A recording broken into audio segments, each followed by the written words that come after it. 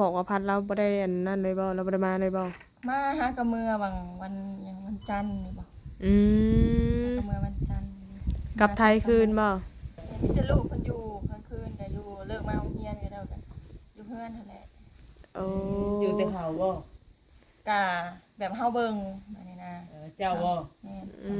เขานึ่งข้าวนึ่งน้ำแต่งคงอยู่คงกินให้บอกอาบน้ำอาบในซักเครื่องให้มีแต่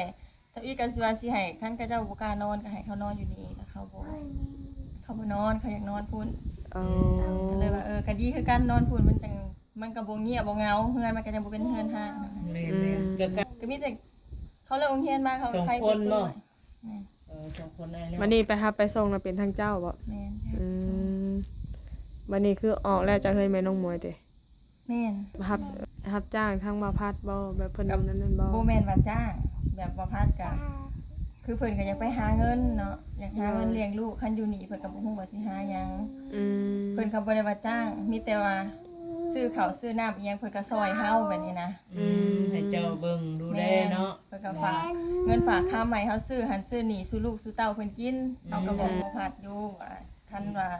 ผู้หายแฮงจะมาเครียดได้เห็นหยังแบบเฮาคือเฮาหายลูกเฮานี่แหละเพิ่นก็ว่าโอ๊ยหายโลดแฮงอยากให้แบบว่าก็เจ้าฮู้จักความให้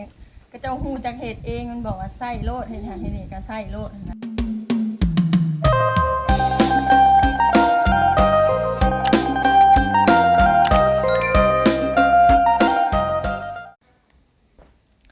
โดยกับทักทายสบายดีสวัสดีพ่อแม่พี่น้องปาลุงกันเบิดสุขคนเด้อพี่น้องเด้อเนาะมื้อนี้เปิดภาพขึ้นมาก็อยู่ที่เฮือนสาวน้ำฝนเนาะพี่น้องเนาะมื้อนี้ทางสาวมุกดามีธุระหน่อยนึงเนาะพี่น้องเนาะมื้อนั้นทางสามีเพิ่นได้โทรหาสาวมุกดาพี่น้องเนาะอยากให้เพิ่นถามว่าสาวมุกดานี่เข้ามาแถวโพน10อยู่บ่ว่าซั่นเนาะเพิ่นอยากให้ทางสาวมุกดานี่มาหาเนาะหรือว่าเพิ่นอยากคุยกับน้องบีมน้องบอมพี่น้องเนาะคือเพิ่นบอกว่าได้ยินข่าวว่าทางสาวพลเป็นคนดูแลบางแยงว่าซั่นเนาะบ่แม่นแม่น้องมวยแล้วว่าซั่นเลยทางที่นี่เพิ่นติดต่อแม่ติดต่อสาวฝนบ่ได้พี่น้องเนาะก็เลยทางสาวมุกดาก็เลยถือโอกาสนี้ว่าสิเข้ามาเยี่ยมมาหาเลยพี่น้องเนาะว่าสิโทรหาสามีท่านใดพี่น้องว่าเพิ่นอยากเว้ากับลูกกับเต้าเพิ่น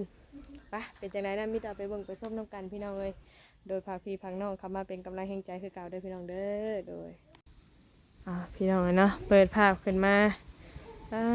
วันนี้ก็มาเยี่ยมมาหาทางสาวฝนโด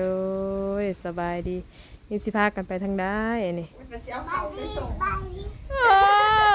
เกี้ยงเลยนะเฮ้ยสบายดีไปดีกะนั่งเจ้าสิไปใช้ลูกเจ้าสิไปใช้ส่งเขาเอื้อยส่งเขาอ้ายเอ้ยไปใส่โรงเรียนโอ้ไปส่งโรงเรียนผู้บ่ส่งอยู่หน้าไม่เถาดิพากันลงไปกินข้าวอยู่หน้าไม่เถานี่นะสบายดีสนวนโตใหญ่เป็นบ้าแล้วเฮ้ยไวดีแล้วเฮ้ยเนาะเนาะอันมันยังถึง2 ปีจักเดือนนี่เอ้ยเมื่อเพิ่นเกิดเดือน12 ปี2 เดือนปลาย3 เดือน3 เดือนเนาะเกิดเดือน12ใหญ่ไว้ได้เฮ้ยเนาะสบายดีเบาเกียงเนี่ยเนาะสบายดีสนวนเขินบ่ไปถือเดลินกระหมูอันนี้ก็ตกอันนี้เด้ตกห่านอันนั้นเด้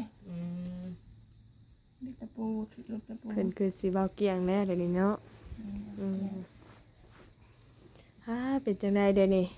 โอเคอยู่บ่โอเคอยู่มันก็ดีก่อนเก่า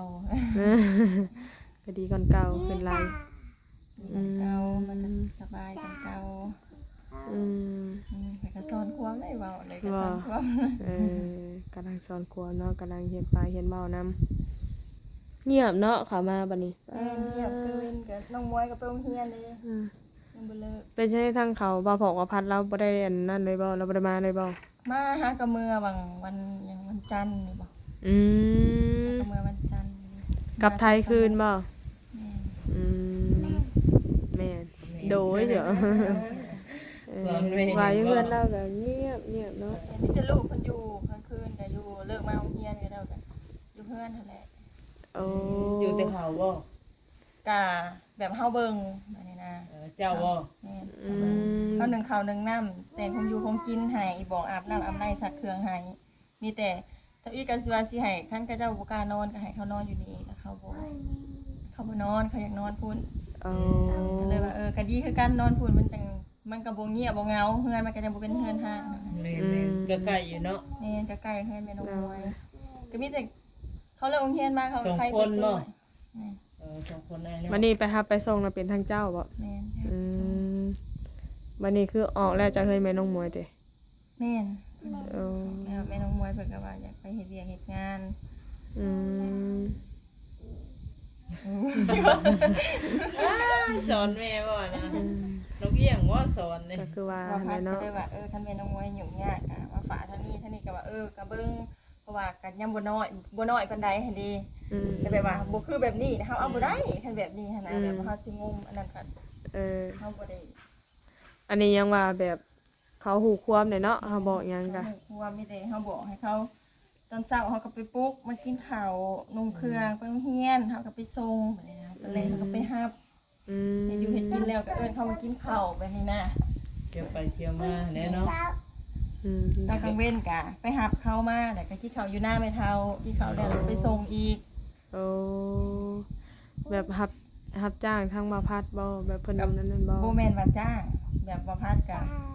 คือเพิ่นก็อยากไปหาเงินเนาะอยากหาเงินเลี้ยงลูกคันอยู่นี่เพิ่นก็บ่ฮู้ว่าสิหาหยัง อืม เพิ่นก็บ่ได้ว่าจ้างมีแต่ว่า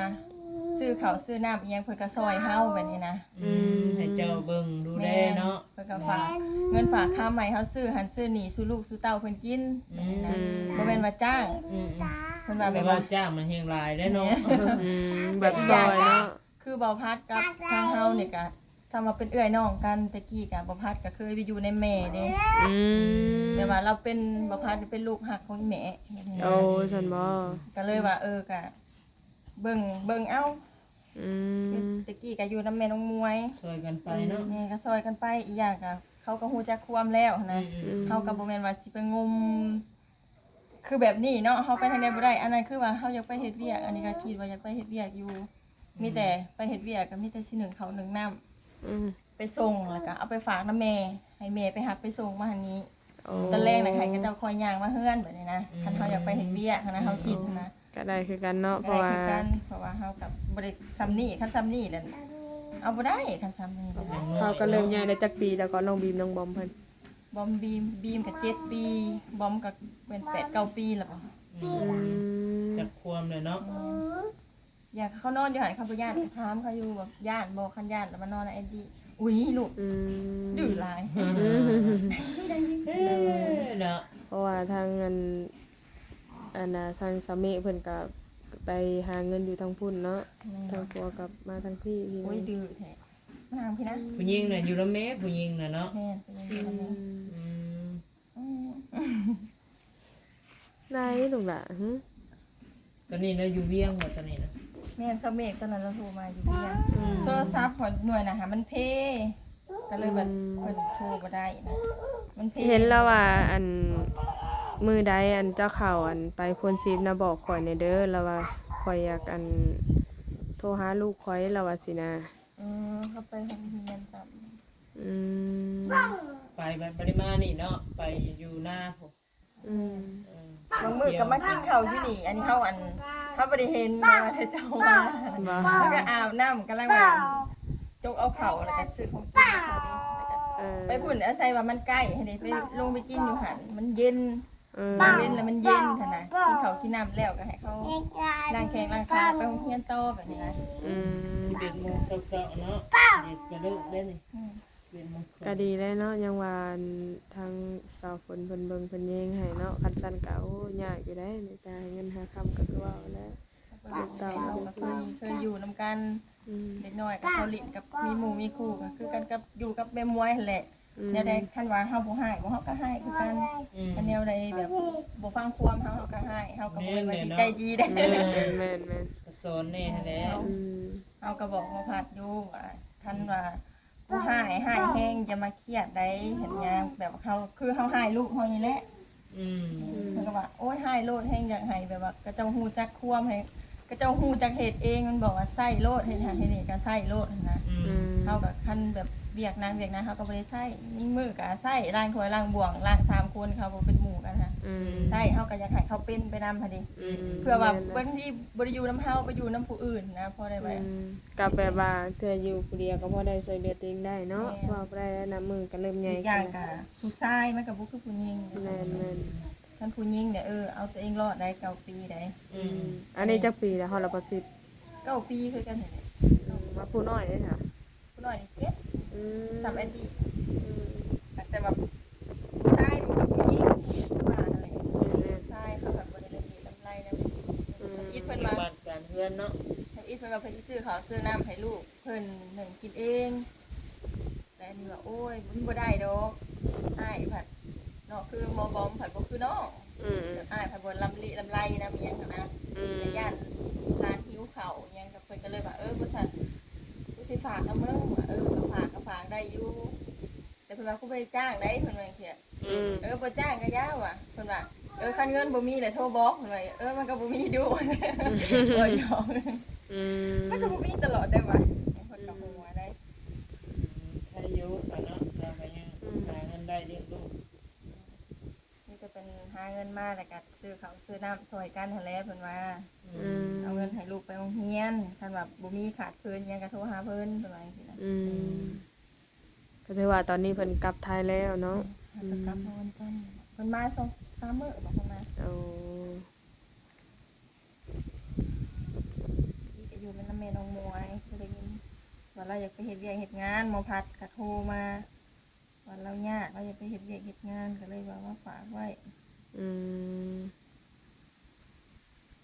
ก็เลยมาอยู่พี่แบบนี้เนาะ ก็ใกล้กันอยู่เนาะเที่ยวเอาเบิ่งแย่งเอาอะไรคือว่า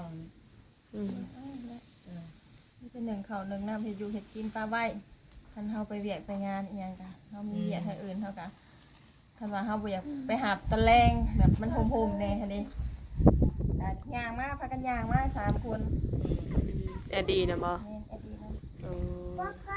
ขับไปส่งนี่คืออัดสี่ไปบ่ อันสี ป้า ไปเลยอันสีไปเลย จะผูลูกสาวจะบอก แม่น น้องแอดดีเนาะถ้าใครเราเพิ่นก็มีหมู่มีหยังเนาะอันนั้นก็ หมู่กังเว้นกันอยู่นี่แหละแต่มื้อใดบ่ได้ไปโรงเรียนกันลิ้นกันเต็มนี่ อืม เนี่ยได้เจ้ากันเนาะเบิ่งนิดหน่อยก็บ่ได้ไปไสบ้านออกเลยจากงานที่เฮ็ดน่ะ ออกจะโดนพระเจ้าอันอยากเขาแล้วเลยดิก็เลยบ่ได้ไปอย่าง ผัวได้ไปเฮ็ดงานก่อสร้างคือเก่าเลย แม่น อืม ไปเที่ยวมาได้เนาะ ไปมาๆเนาะ เราสิไปเฮ็ดเวียกช่วงหนึงกับแม่แล้วบ่สบายเราเป็นหยังแบบคล้ายๆเบาหวานซอดนั่นดิ อืม เราย่างบ่ได้หากับไข้แน่นะหากับไข้แน่ อืม แล้วสมิโทรหาบ่สมิเห็นตัวไหน แม่น อยู่โทรศัพท์หน่วยนะพัดเอ็ดดี้ ทำอีน่ะเราโทรมาทางเบอร์เนาะข่อยก็ส่วนหลายข่อยก็เป็นคนที่ว่าคันเบอร์แบบข่อยบ่ฮู้จักเราข่อยบ่อยากรับอะนะ มันแบบอันนั้นร้ายเนาะเห็น บัดนี้แหละปรากฏว่าเราโทรมาหลายเทื่อนะข่อยบ่คิดว่าเขาเจ้าสนใจหมูบ่อีหยังหันนะข่อยบ่ขายหมู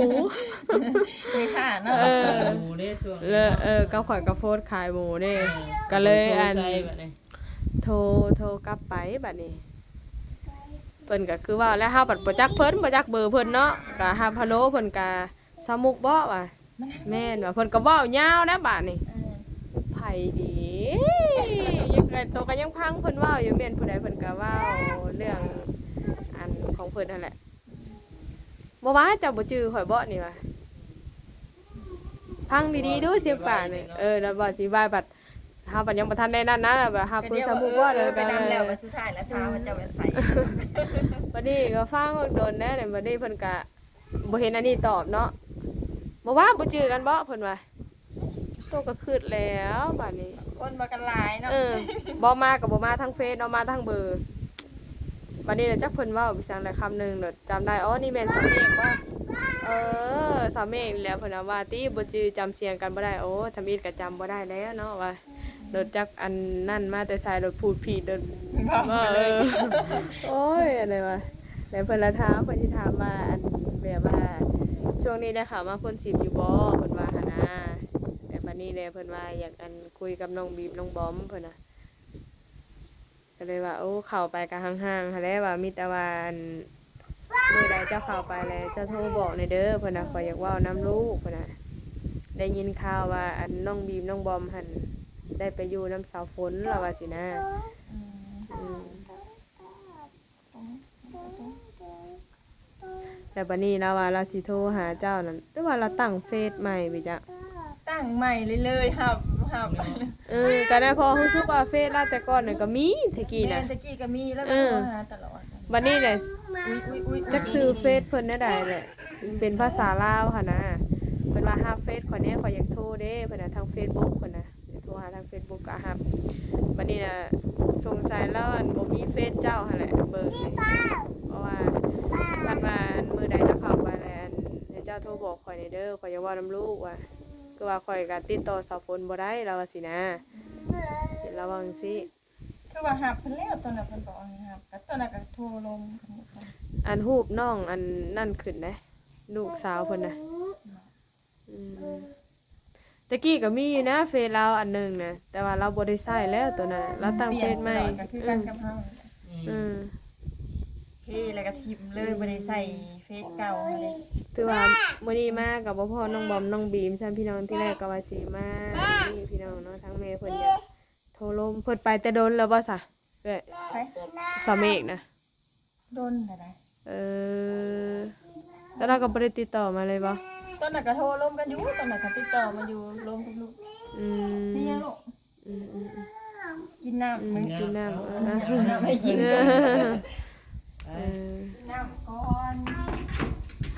เอามากินน้ำแน่ยังลูก ถือว่ามามื้อนี้กับบ่พ่อน้องบอมน้องบีมซ้ำพี่น้องเอ้ยเนาะเพิ่นไปโรงเรียนทางสะพลเพิ่นว่า